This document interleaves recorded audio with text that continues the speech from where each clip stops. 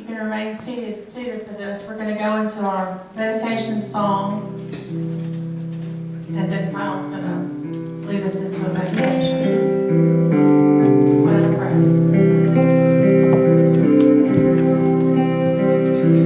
When I pray, I feel my heart go deeper. My heart go deeper into my God.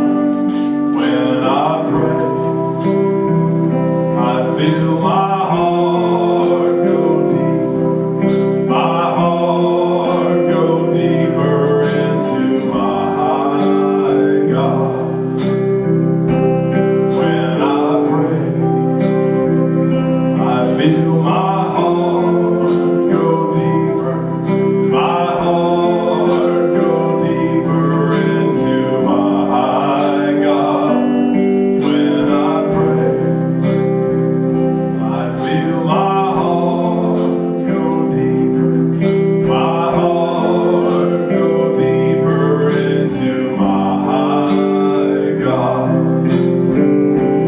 Right here, right now, right where I stand, I pray. Right here, right now, right where I am, I pray. When I pray, I feel my heart go deeper.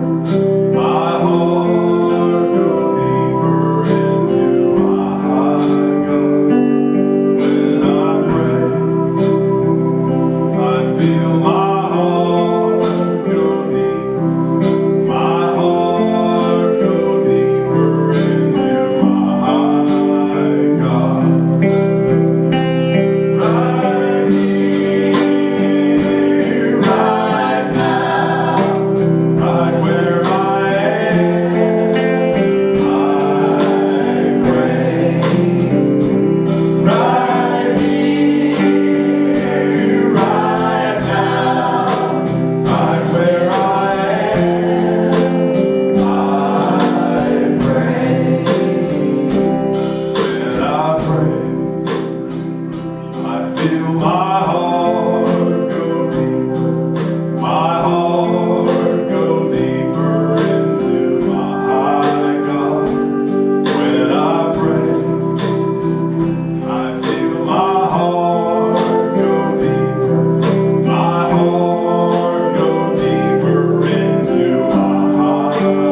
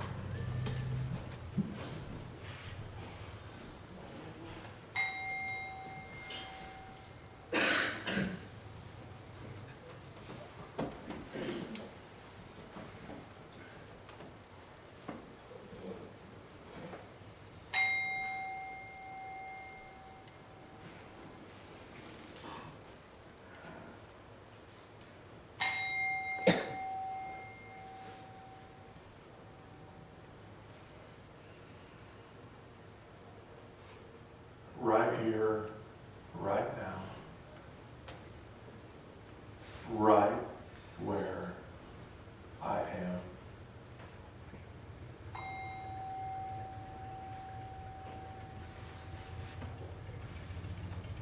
In a state of absolute presence and awareness, in a state of absolute presence. I give you my utmost attention right here,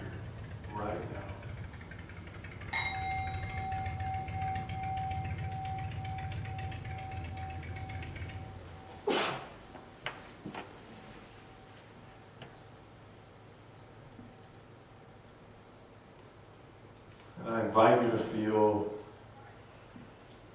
the energy in the room. Feel the energy all around us in the air. And I invite you to, if you haven't already, I invite you to close your eyes and feel the energy that is inside your body.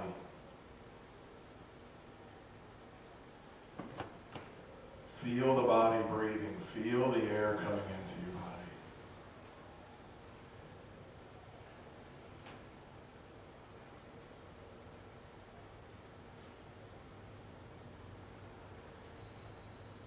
Feel the heart beating in your chest. If you can't feel your heart, I invite you to put a hand on your chest so you can feel.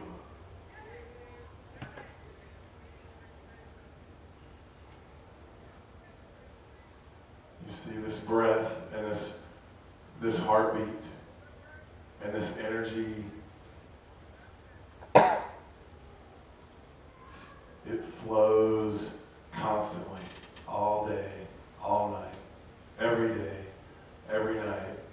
You are alive. The body is alive.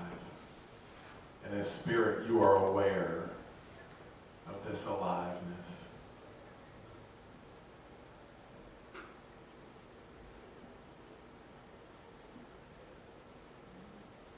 We are aware.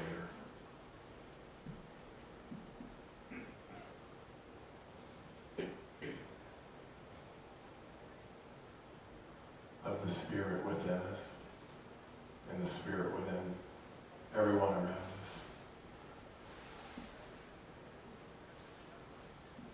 We become aware that there's nowhere in the universe that isn't spirit, that isn't this life energy.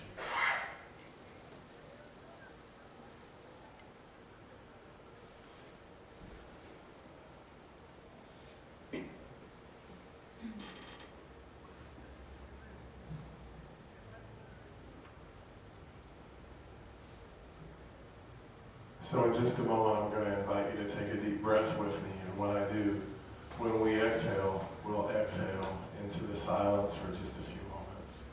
And during that time, I just invite you to observe, to know that you are the observer, and to just watch the air coming in and out of the body. Just watch the heart beating. Just be aware of what the ears hear, what the skin feels.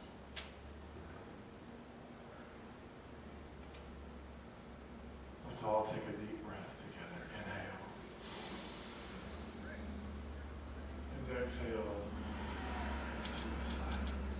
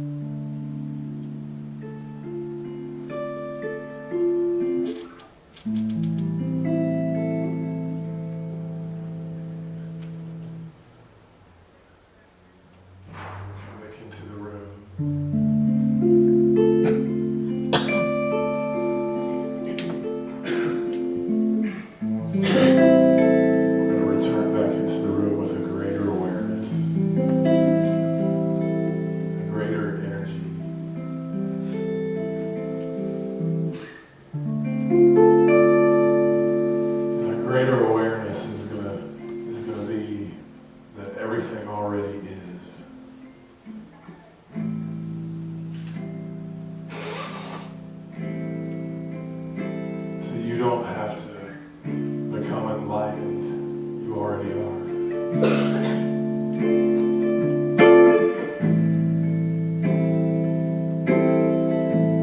All we have to do is realize that.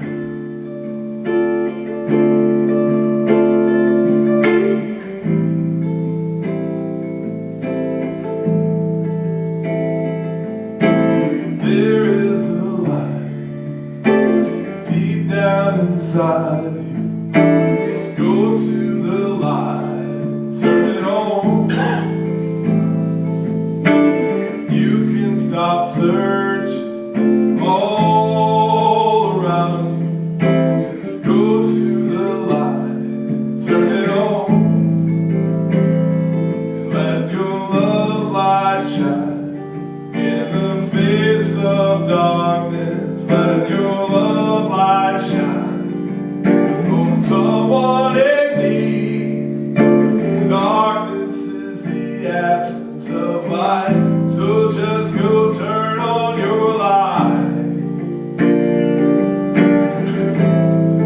And light there shall be.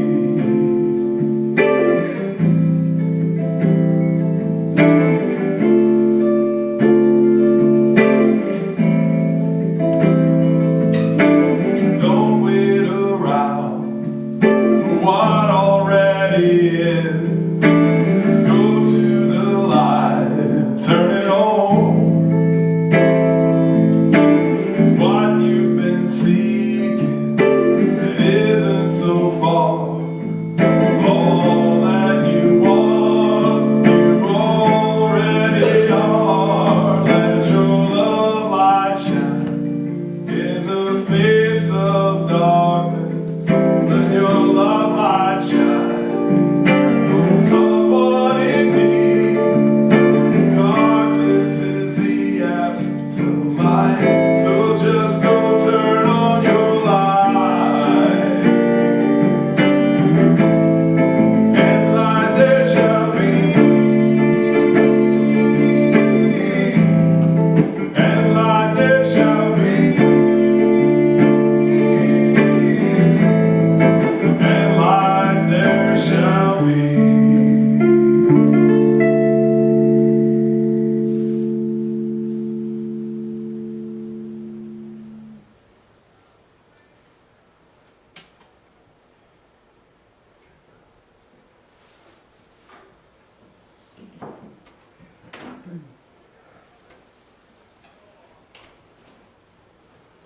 Light there already is. Thank you.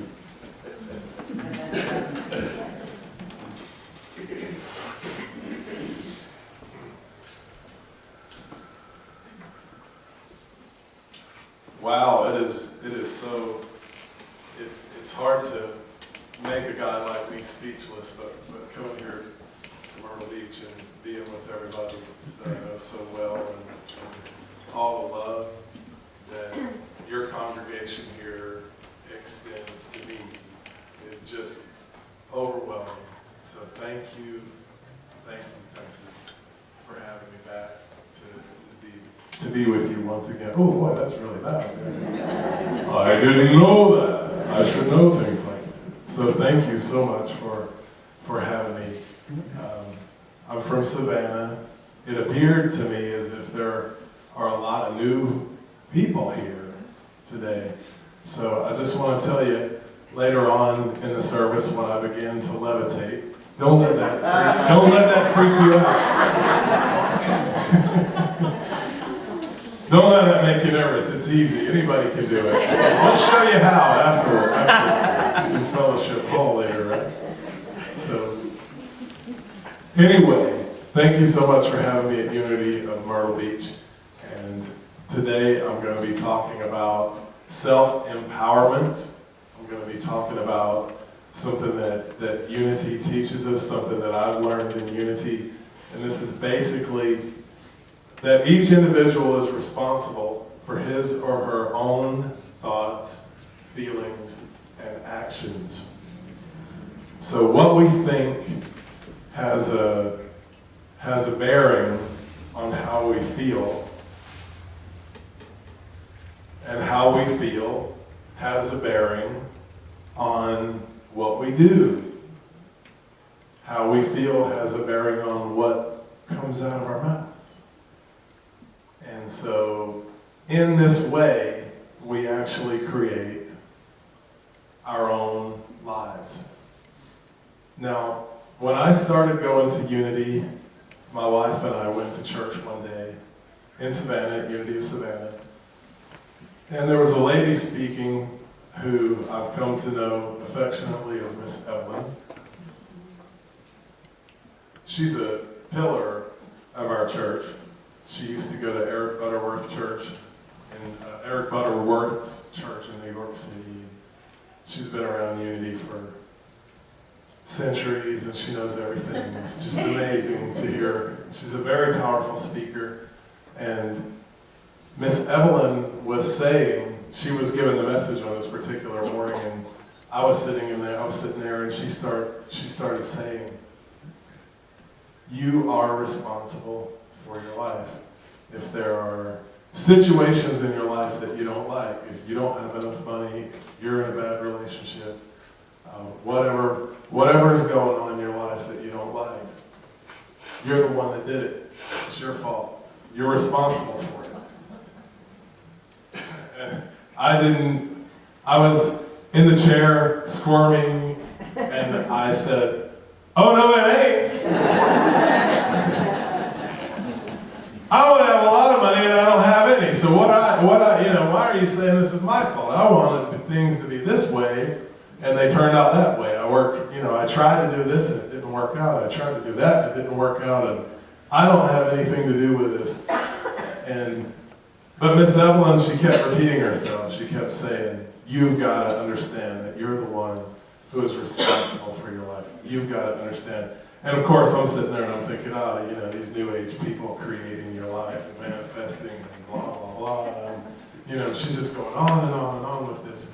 Because I was blaming everybody and everything. See, what I said in the beginning, the talk is going to be about each individual is responsible for his or her own thoughts, feelings, and actions. And it's that R word that's in there that was kind of hanging me up a little bit. Because I wasn't responsible for anything. It wasn't my fault. And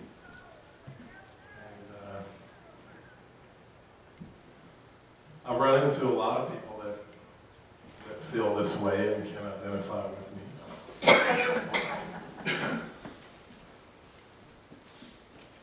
And I wanted to read a quote. I read Osho a great deal, and I found this wonderful quote, and it's so me. I had to write it down. Osho says, the ordinary mind always throws the responsibility on somebody else.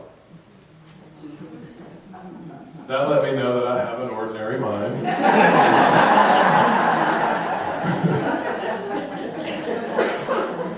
Which kind of in a way was a drag, because I always thought maybe I might have an extraordinary mind.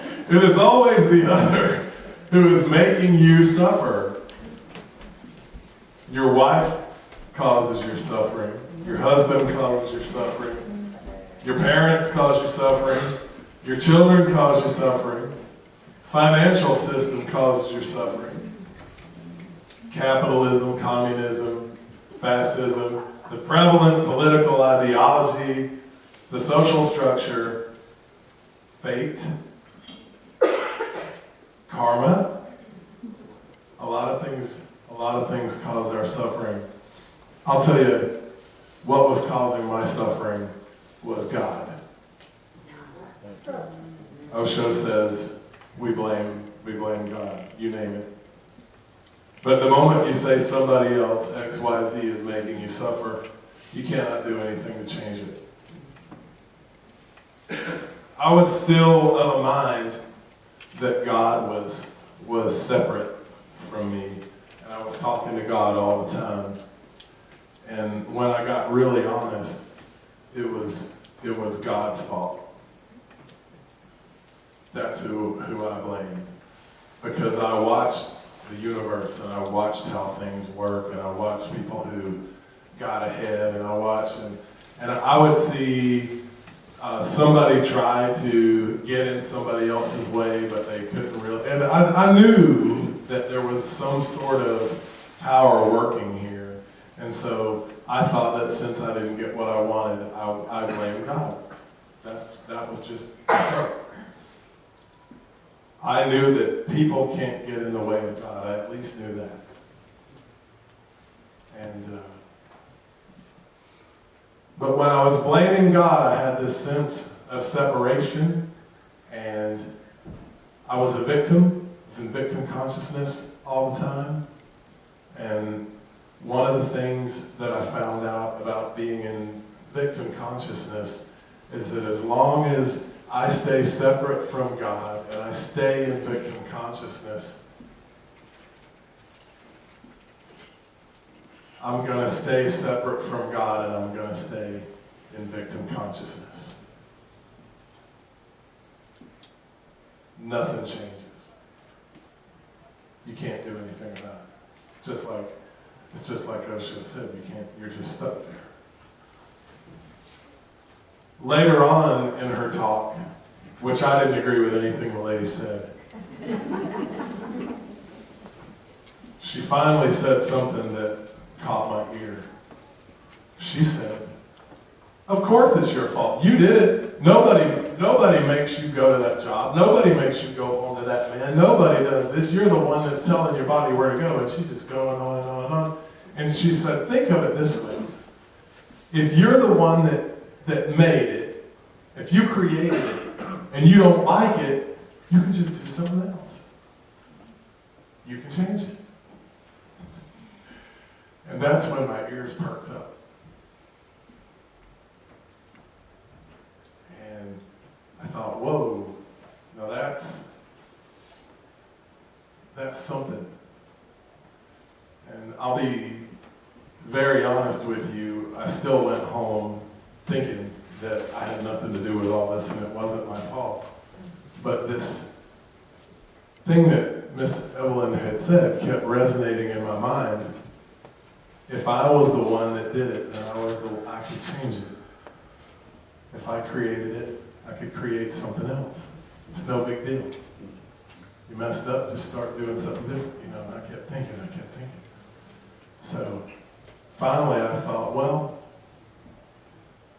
that really makes a lot of sense to me. So what I'm going to do is I'm going to play this game. I'm going to pretend that I think I'm responsible. So we're just going to have this pretend scenario. So let's say I might have something to do with this. Well, if I did, well then what would I want to do different? What would I want to do differently? And you all know what happened as time went on. I began to see that I, in fact, am responsible. And as I continued in prayer and meditation, as I continued working with this, a lot of things happened in my life, and one of the major things that happened in my life was that I quit looking at God as a separate entity, and I began to feel a oneness with God. I began to feel good. And as I took on this responsibility, now I'm joined. I'm not separate. And amazing things started happening. As soon as I thought, I don't really believe that I'm responsible for this, but what if I am? What would I do different? Or is there anything that I could do different? As soon as I just said, okay, I'll just give a little bit, the whole universe started shifting. And what happens is I've become more responsible. I'm not so much of a victim. I have so much more of a relationship with Spirit. with this God. Such a different relationship. God's just all around me all the time. My life has become amazing. What's that? So we can blame you? I am responsible for my life. A suffering, pain, all that has happened to me. I have chosen it this way. These are the seeds I have sowed, and now I am reaping the crop. I am responsible. Again, this is Ocean. Once this insight becomes a natural understanding in you, then everything else is simple. Life starts taking a new turn, starts moving in a new dimension. That dimension is conversion, revolution, mutation. Because once I know that I am responsible, I also know that I can drop it any minute I decide to. How about that? If I'm the one doing it, then stop doing it. Of course, it's not that simple for some of us. And we're going to be talking about that later today.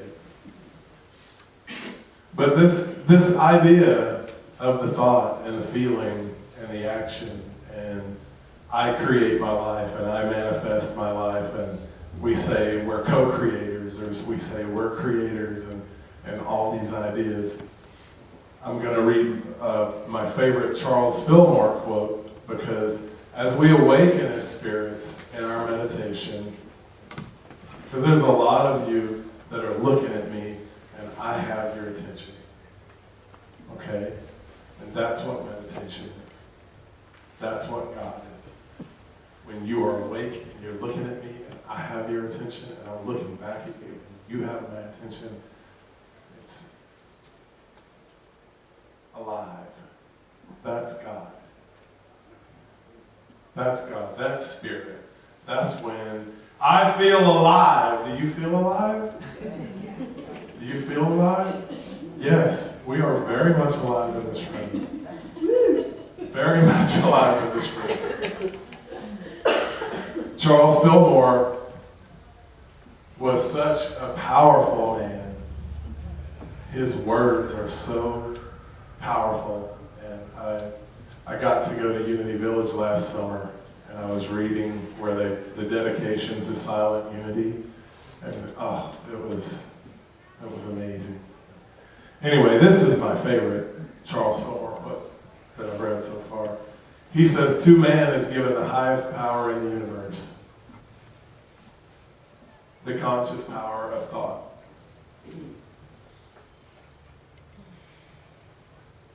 There is a universal creative force that urges man forward to the recognition of the creative power of his individual thought. This thought is elemental, and all its attributes come under the dominion of man. When he cooperates with principle, man sits on the throne of his authority, and the elemental force is subject to him. When man cooperates with principle, man sits on the throne of his authority, and the elemental force is subject to him." That means when Kyle lives his life according to principle, he's sitting on the throne, and the world is acting according to what I say. And that's what we teach in Unity. That's what we teach in Unity. Is that what we teach in Unity? And that's real. That is from, it's from the, it has, I'll tell you later. I didn't write it down. It's a compilation book. Revealing Word? Huh? Revealing Word? Yes, maybe that one's it. I have so many of these books, I can't keep up, but I'll look in the bookstore, I'll show it to you. So, man is given the highest power in the universe, the conscious power of thought. When I'm acting according to principle, when I'm living my life according to spiritual principles,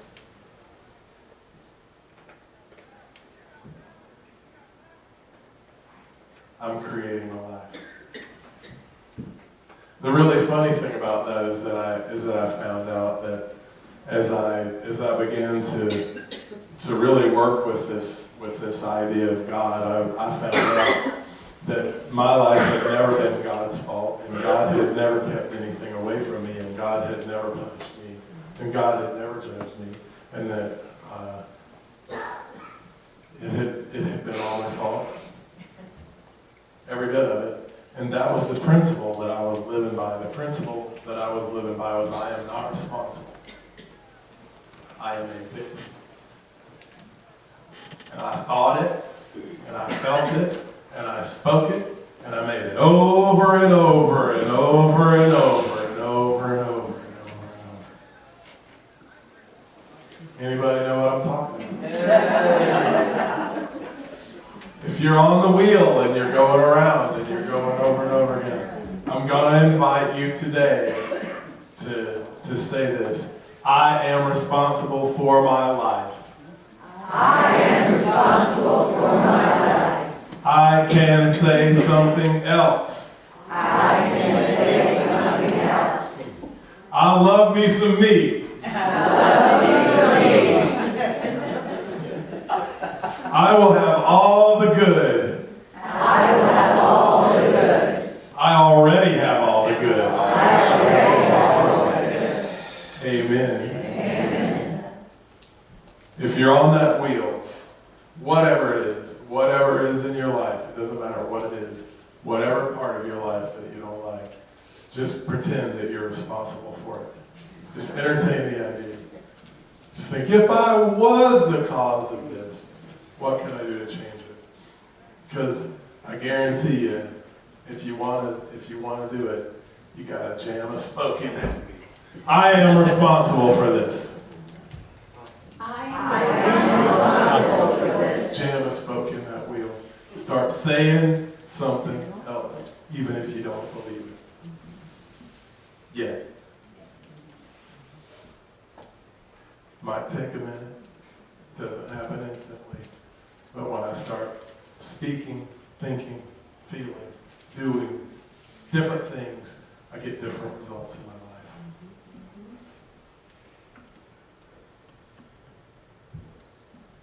A lot of different results in my life. I'm going to invite you now to join me in an affirmative prayer. Close your eyes. Take a nice deep breath.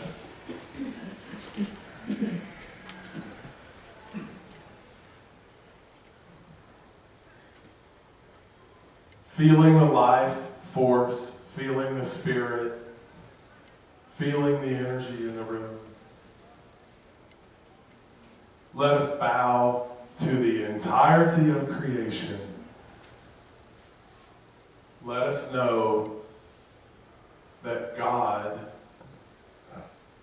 is all, and that all is God.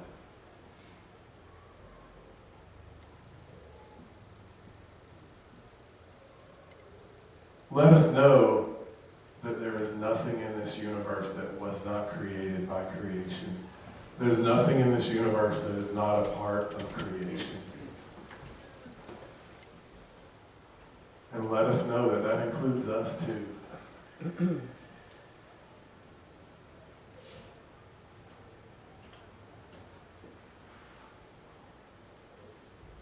Let us know that we are just as much a part of creation as anything else in the universe is. So let us know that the light, the energy, the love, the power, the presence, let us know that everything that this God is within us, as us.